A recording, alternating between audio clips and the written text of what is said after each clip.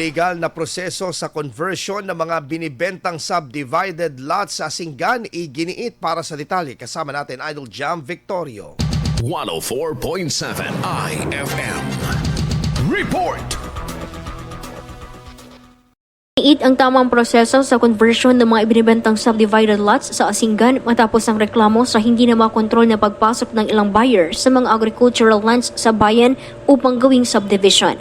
Tinalakay sa ginanap ng regular session ng Sangguniang Bayan ang naturang usapin, katuwang iba pang ahensya ng gobyerno upang magkaroon ng nagkakaisang hakbang sakaling magpatuloy ang reklamo. Ayon sa Sanggunian, kinakailangan tumalima sa itinakda ng Local Government Code na pagpapatupad ng resolusyon na nagsasaad ng endorsement upang ma-reclassify ang purpose ng lupain sa agricultural, residential, commercial at industrial bago magpatayo ng anumang estruktura. Binigyang-diin ang tanggapan ng striktong pagpapatupad ng batas upang maprotektahan ang mga lupain sa bayan. Kasama mo mula dito sa IFM Digupan. Ito si Idol Jam Victorio. Tatak IFM. IFM News. IFM News. IFM News.